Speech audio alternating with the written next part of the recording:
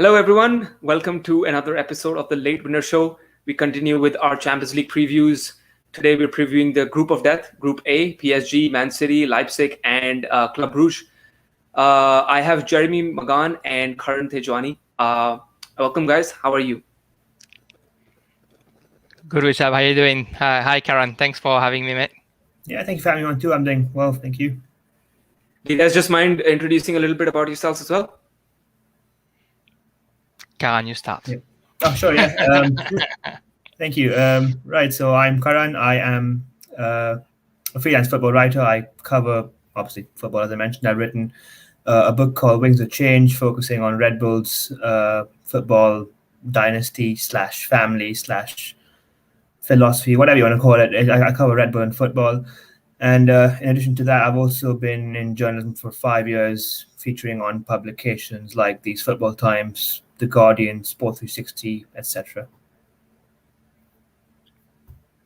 Yeah, my name is Jeremy. I'm French, as I'm sure everyone will hear, and I live in Australia for the past 10 years now. I just love football and French football in particular. So I have a French football podcast and I write about French football for English publications here in Australia, and I try to write about Australian football in French for our friends who don't know what's going on here in the land of the kangaroos. That's awesome. Let's just start with our Group A preview for the Champions League. I guess Messi has been signed for PSG, one of the favorites to win the Champions League this season. The other team is obviously Manchester City, who were the title favorites for last season. They were defeated by Chelsea in the last season Champions League, and then apart from them, Leipzig is involved, and obviously the Belgian champions, the Club Brugge. We don't really need to talk about who will be the favorites, who is going to be advancing into the next stage. I think because it's really, really obvious. This is kind of a group of death for me, just because for Leipzig, since Leipzig is involved, I really like the way they have played for the last 3 to 4 years in the Bundesliga. But let's just start with PSG. Messi is in the team. They are the favorites to win the UCL. Besides Messi, PSG has Mbappe, Neymar, Di Maria, etc.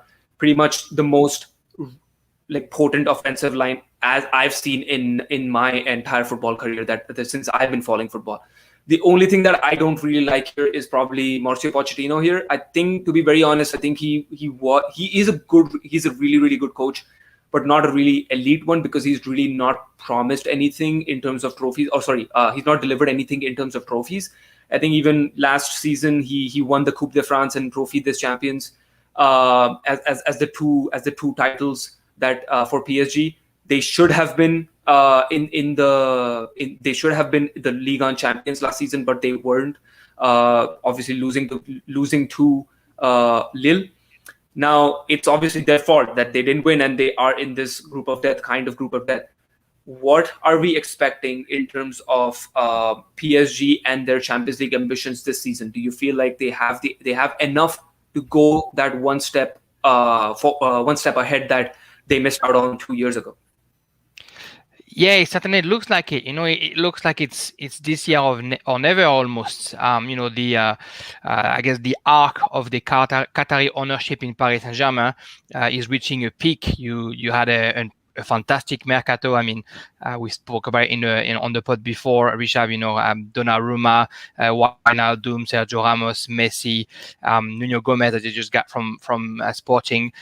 They've recruited smartly. They've recruited cheaply, because a lot of those players came on the free, and they've recruited Lionel Messi. You add Messi to any team, you're automatically a contender. And I think for maybe the naysayer who are saying that Messi is aged and might not be as good as it was, the 15 minutes he played against Reims a couple of weeks ago just show how much it's going to bring to Paris Saint-Germain.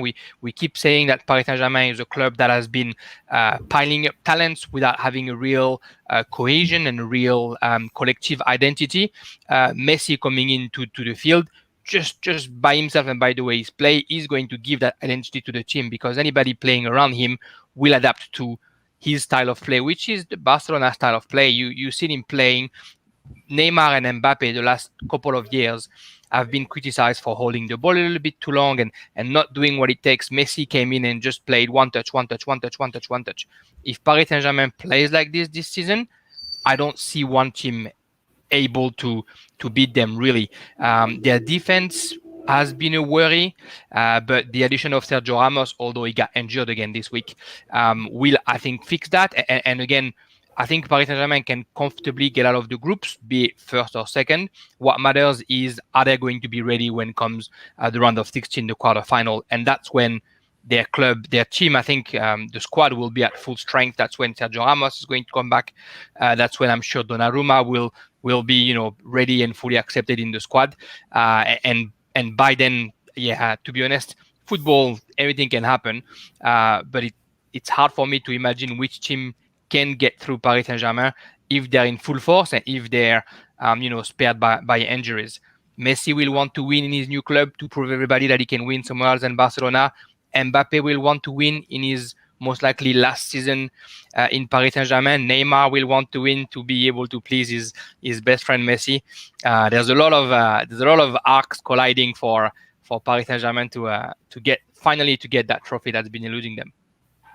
Yeah, I think that's well put, because even I feel like you mentioned that either first or second for PSG. I feel like PSG should be targeting the first position again. Like if they do finish up in the second position, I think again then that doesn't favor them in terms of the draw for the round of 16, because again you can get anyone like Bayern Munich. I think United even they are looking pretty strong in terms of that. So PSG should be targeting the first, and I think City don't have that much in terms of the additions that they've made. Yes, they're still a very good team, and they're managed by one of the greatest managers of all time, but they still lack up front, which we all know. Like City were targeting Harry Kane, and they haven't got them. We'll get back to City in a while. Let's get to Leipzig. I know obviously the Red Bulls. Leipzig has obviously suffered three big hits this summer. Upamecano, Nagelsmann, who left for Bayern Munich, and then Konate, who is in Liverpool. And recently, obviously, they have lost Sabitzer as well to Bayern Munich. Nagelsmann replacement came from Red Bull Salzburg. I think they're the child team. The 47-year-old American who is whose philosophy is to play really, really offensive games. They have made good additions to the team as well. Andre Silva from Eintracht Frankfurt is the biggest addition to the team. I think the same as Brian Bobby, who has joined the team. But I think the main person that we should talk about is and forgive me, Karan, if I'm pronouncing his name incorrectly. Is it 𝗕𝗲𝗬𝗕𝗏? Yep, like Mayuba. Yep. Yeah. So they've had a busy summer. I'm not able to listen to you. Oh. Shoot, can you hear me now? I can hear you. My mic is on, so. Hello? Yeah. Okay, yes. So is it 𝗕𝗲𝗬𝗕𝗏? Yeah, Elias Mayuba, yeah. Elias Mayuba. Okay, yeah. So he's joined from Barcelona, who has the potential to become a really, really good world-class midfielder. That being said, and obviously we've covered that PSG and City are in the group. Does Leipzig have any chance in this group to get out of this group and actually qualify for the round of 16? Yeah, for sure they do. I think that Leipzig are still a very good team. You've mentioned that they've lost a lot of players, which is perhaps almost normal for them. Almost they lose a big player almost every year. It was Naby Keita in 2018, Timo Werner in 2020. This year, obviously, we had Sabitzer going, Upamecano going, Nagelsmann, the head coach, going, Konate going. And so it's a bit of an expected thing that these players go every summer, and and most German clubs have the right level of succession planning to sort of have these replacements sorted out for them before they can go. So German clubs do prepare well, and Leipzig are perhaps the best in doing that because they look at the next 5 years rather than the next 1 year, which is why they've brought in so many young players. It's not just Mayuba that's come in; it's Simakan as well, Guardiola as well in defense. Dominic 𝗕𝗲𝗪 joined in January, and he didn't play last season before because of his injury. He's been playing this season, so he's almost like a new signing as well. But yeah, that is what they do. That's how they work. That's how good Red Bull are. They always think for the future, and that's why they have a good squad. The start of the season has been quite difficult. They faced Mainz in the first game, lost, even though it was a game they should have won because Mainz had a really core effective squad. The second game they won against Stuttgart, where we really got to see the potential of Jesse Marsch's team. They won 4-0, very impressive. 𝗕𝗲𝗪 scored 2 very good goals. Really good goals. Yeah. And the third game they lost again against Wolfsburg, which are a decent team, top 4 last season, Champions League club. So they've had a bit of inconsistency, and they've not been helped by a very difficult Champions League draw in City, PSG, and Club Brugge. But it's not been the ideal start, but perhaps that was expected. They knew it was going to be a difficult start when the fixture schedule came out, and they want to look at the next few years. Now, to answer the question, I do think they have a chance of going through. As I mentioned, it's a talented squad, and secondly, they will be motivated almost from last season when they had a difficult group as well with PSG, Manchester United, and Istanbul. And they had a difficult start as well last season. They lost the second game in the group stage to United at Old Trafford 5-0. And people felt that was the end of their Champions League run 2 games in. But they managed to get through in the last group stage, finishing second on I think it was 11 on points with PSG. So they have a chance. There's every chance that they can beat Bruges, which is the game they should be targeting for 6 points, 1 win home and away. And if they can get at least 4 points from the home games against City and PSG, there's every chance they could go through. So there's no ruling them out. Thanks for reminding me that United were shit last season. So, that's very well put for Leipzig as well. I think I feel the same about Leipzig. I think they have a chance just because, you mentioned like there's a lot of new signings that have come in Leipzig and in PSG, and now about City, which we're going to cover in a few more minutes.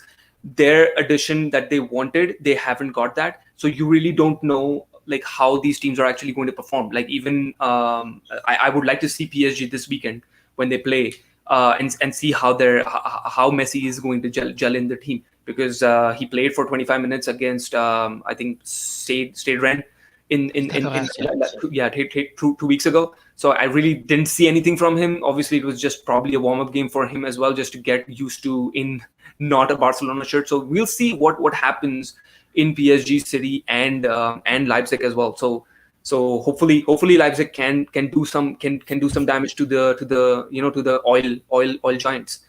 Talking about City, obviously they lost the finals last year. Obviously, Kevin De Bruyne who got injured because of a savage 𝗕𝗲𝗪 tackle. I feel like the Chelsea defender actually deliberately injured and should have been and he was basically supposed to be suspended for a long time. Guardiola, as I said, did not land Harry Kane. He got Jack Grealish, who should ease the pressure on Gundogan and De Bruyne as well. He's probably the biggest. He's the only big signature that City has got now. In the last few months, obviously Pep Guardiola has transformed his style from like an ultra-offensive football into a more steady playing team who nicks here and there, a goal here or there, because we were not really seeing them score 7-8 goals, which we are used to in most of their matches that they play. Do you think that Jack Grealish was the addition that they got is good enough to actually get them that elusive Champions League title they've been really, really wanting for the last decade or so? And anybody who wants to take a crack at it.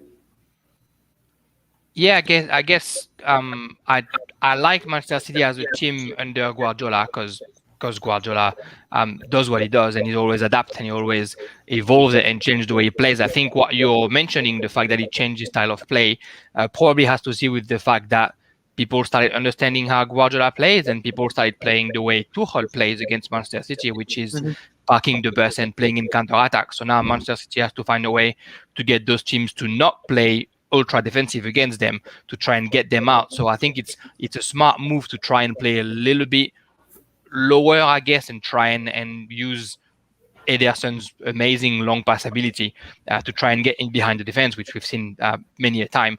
I think not getting Harry Kane is probably a bit of a blow, because in that with that in mind, with that tactic in mind, a guy like Harry Kane is exactly what you need in the front of your team. That said, adding Jack Grealish, you're adding technique, you're adding goal scoring ability, you're adding passing ability, you're adding pace. So I think the team was already strong. The team is getting stronger. It's just a matter of making sure that Guardiola doesn't do what he's been doing at the past few years, which is on a very important game, creating a tactic out of thin air, and unfortunately choking when it matters most.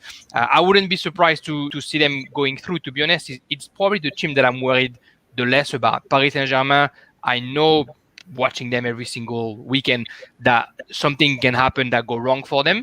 Leipzig, they're pretty new, and even though like you said, Karan, they have some very good player, and Magan, who was in Ligue 1 last year, he's having a tremendous debut in Bundesliga.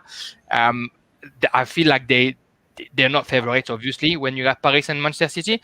City, I see from France, right, as a well-oiled machine, and I don't see them on 6 games being worried by any of those teams, because Guardiola is such a smart tactician that he will be able to see how to stop Messi, Neymar, and Mbappe, and how to stop a team that runs back and forth like Leipzig. And Bruges, we don't talk about it, but we're going to meet Noah Lang and 𝗕𝗲𝗪, those youngsters that after these groups against Paris and Man City, I wouldn't be surprised if a couple of them join those clubs next year.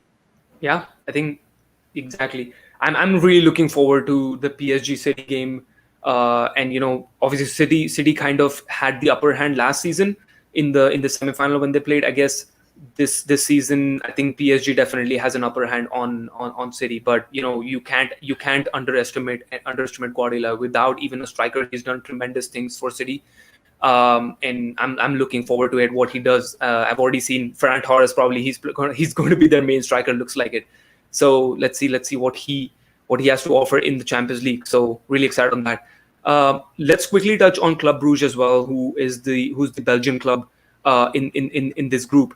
They've been dominating the domestic leagues for years. They have a very good product and a very well system and they've been developing their own good players. They've been developing their own players for a long time. You see Club Brugge, and you see that season on season they've been improving, and they've not had really good UCL results. But obviously, I can't really see anything except a 4th place finish for them. Sadly, they have been placed in the group of death for me, and I really don't see anything apart from a 4th place finish. But they can show their worth. They can probably upset a little bit, in 1 or the 2 games against the giants of France, England, and Germany. Let's see what they bring. But they've really invested a lot in the squad in the summer. I think they have 𝗵𝗔𝗪, Hans Vanaken, and Bastos. They have the leaders, and those youngsters will probably really, really good, really mature, and develop, playing with these kind of veterans in the squad. What do you guys make of Club Brugge? And Karan, you can take this. And do you see anything apart from a 4th place finish for them? It's difficult to say, obviously, because you mentioned they have the misfortune of being in that difficult group. There's 3 clubs who have almost unlimited financial backing because of who they are. 2 clubs backed by a state, 1 by the biggest energy drink company in the world. So it's the sort of group you wouldn't want to be in, and they have a fair disadvantage in that position. But obviously, they are Belgian champions. I don't know much about them, admittedly, but they are Belgian champions, so there must be something good about them, and perhaps they'd be looking to at least get a couple of points to perhaps push them into a Europa League place, which is a respectable result. We've seen Leipzig in the past collapse in the Champions League in the first few years in Europe altogether. I don't think they can get the better of City or PSG, but like Leipzig targeting Bruges will want to target Leipzig as a team that can get them some points. If they get into the Europa League as a 3rd place team, it's a reasonable thing to aim for, and something that can possibly achieve. So I think that's perhaps the maximum they can achieve, but I can't see a top 2 finish at all. It seems very unreasonable. Okay. The calendar favors them a little bit. Sorry, Rishabh. They are playing Paris to start and to finish, So playing Paris next week. Messi is not playing this weekend. Neither is Neymar against Clermont. So they are both going to. Yeah, because they were in South America yesterday. So they are both going to play sort of like their second game of the season only against Bruges. So maybe they're not going to be ready. And then when comes the very last game of the group, where they're traveling to Paris, by then there's a chance PSG is already qualified. And on the other side, you got Manchester City playing Leipzig, which could be some sort of a final to qualify for either the third or the second spot. So, Bruges with a bit of luck, with a bit of with good results at home, they could, potentially be a surprise and at least get that Europa League spot. Okay, I think let's just do quick predictions. What are your numbers for 1, 2, 3, 4? Quickly. I think PSG on goal difference on top. Does goal difference exist in Champions League? Is it goal difference head-to-head? I can't remember. It's the head-to-head. Yeah, it's head-to-head. PSG on head-to-head. City second, just behind them. Leipzig third. Club Brugge not too far behind them. But it's 1, 2, 3, 4 in PSG, City, Leipzig, Bruges. Okay. I'd put City first. Paris has never won against City, and I think that they might not win during the groups. They'll keep that for when they meet them later on in the competition. So I think City would finish in front of Paris in the group. But yeah, City, Paris, Leipzig, and Bruges. Okay, I think for me, I think it's the same. PSG, City, Bruges. Leipzig, and then Bruges. But yeah, that does it for the Group A preview of the Champions League. Really appreciate Karan and Jeremy. Thanks for joining on the podcast and providing your thoughts on Leipzig and basically on the group. So thank you so much for joining. Before we conclude, please do make sure that you like, share, and subscribe to the Late Winner Show podcast on YouTube, and you do follow us on Instagram and Twitters as well. On Twitter as well, just to know any other major updates that have been coming to the podcast or to the channel. Just go follow us. Give us the likes. Helps us definitely with the algorithms and everything. So yeah, that's it. Thank you again, Jeremy and Karan. I definitely hope to see you again in the future for another podcast on maybe just Leipzig if they maybe they go top of the league some place somewhere down the line. So we'll definitely want you to guys want you to come on our podcast as well. Thanks, Rishab. Right. Thank you. Good night. Yeah.